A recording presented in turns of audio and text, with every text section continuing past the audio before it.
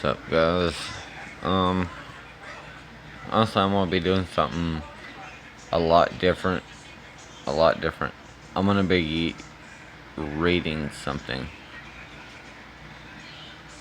It's something, you can look at the book. The book's worn. But I'm gonna be reading something called Into the Wood. And then y'all just gonna have to deal with that. Just because, I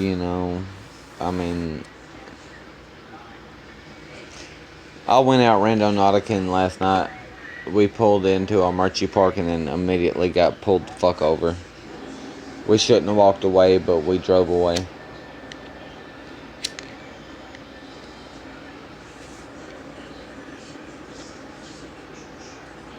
We drove away from a situation where we should have went to jail. But I'm gonna read a poem or whatever the fuck it is. I'm not really sure. I've not really read it myself, but there's not much to it. It's literally 2 pages. So, maybe it can make some content. I don't know. It'll get some traction out there for something that's probably underrated anyways. Let us enter the wood.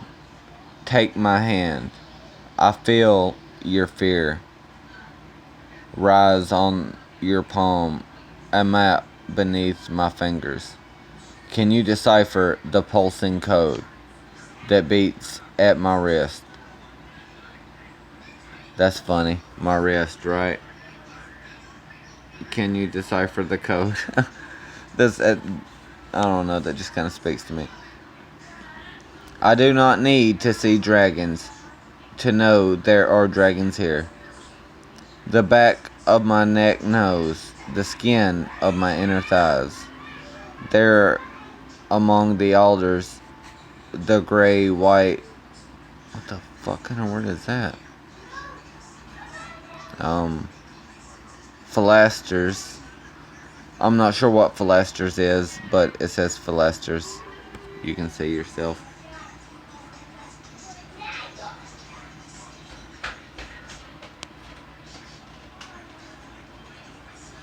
Maybe you could. I don't know. Twined with a wild grape stands a pavilion, inferior Palladian in style, who sleeps on the antique couch. I gotta turn the page.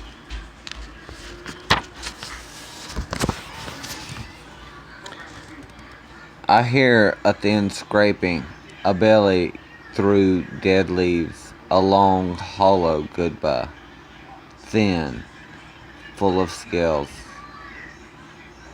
I'm not exactly sure how to say that word. It's Modal.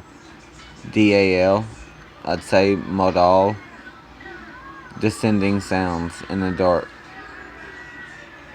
There will be eyes thick as starshine, a galaxy of watchers beneath the trailing vine. And trillium. Why would they throw in trillium? You would have to be deep in sci-fi to know that shit. Okay, but anyways. The red of heart's blood spills between rocks to mark the path. Do not, for God's sake, let my hand go.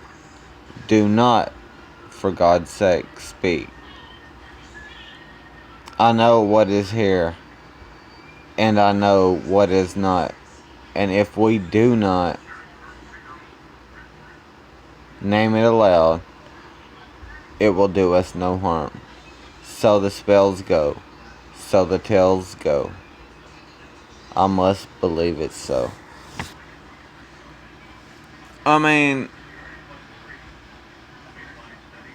Honestly, I feel something.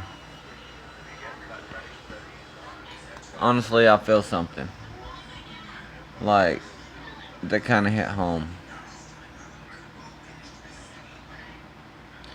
Maybe someone will notice, I don't know. I'll give it some crazy ass name, some clickbait ass name, I don't know.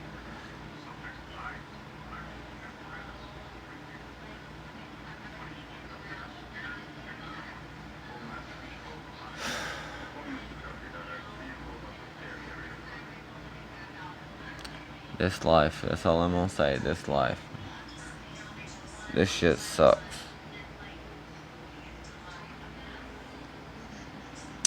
I hate every second of it. But that story was good. Let me see if I can find like another little short poem. I might read another one. That made me feel something.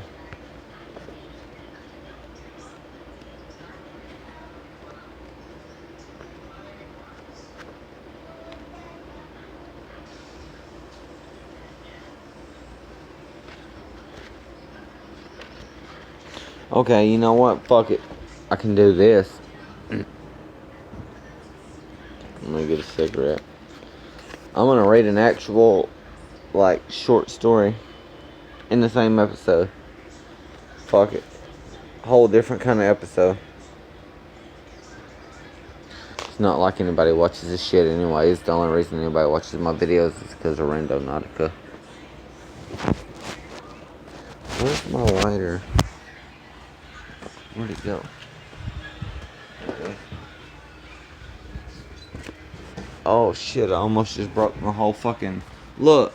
I almost just broke my whole fucking book. God damn it.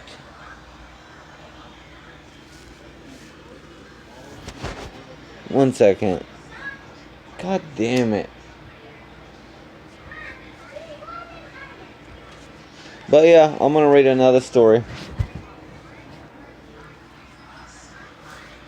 Hopefully you like, honestly, my favorite author in the world is Jane Yolen. I'm just gonna rip this fucking back cover off. There's no fucking point in it. It's pissing me off. Jane Yolen. Look, on the back cover. See, Jane Yolen. She is honestly the best author, in my opinion. The Pit Dragon trilogy, that shit's really good, but this is other tales. But anyways, I'm gonna get on with it because I'm rambling on. Once, a good man lived at the foot of the mountain.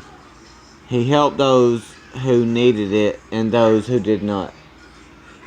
He never asked for a thing in return. Now it happened that one day the Lord was looking over his records with his chief angel and came upon the good man's name. "That is a good man," said the Lord. "What can we do to reward him?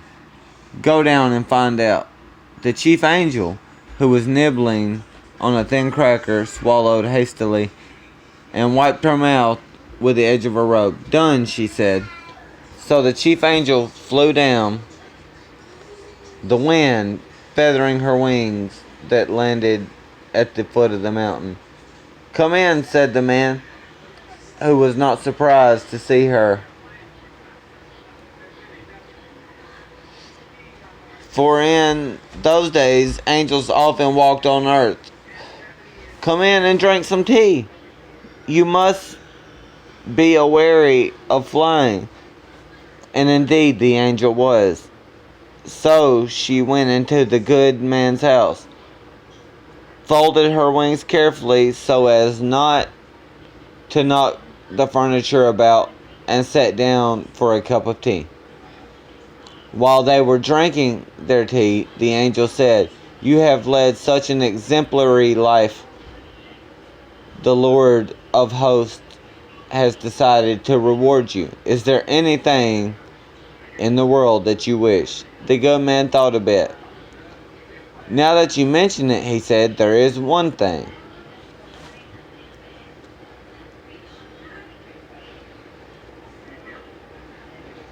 "Name it," the angel said. "To name it is to make it yours." The good man looked slightly embarrassed. He leaned over the table and said quietly to the angel, "If only I could see both heaven and hell, I would be completely happy. The angel choked a bit, but she managed to smile nonetheless. Done, she said, and finished her tea. Then she stood up and held out her hand. Hold fast, she said, and never lack courage. I wish I could take that advice.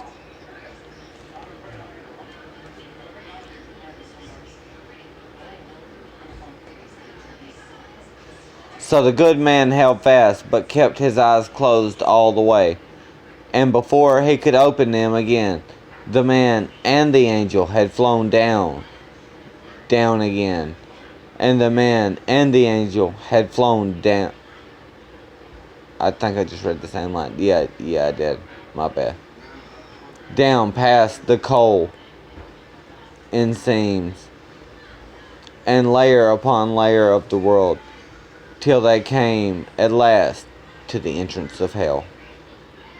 The good man felt a cold breeze upon his lids and opened his eyes. Welcome to hell, said the chief angel.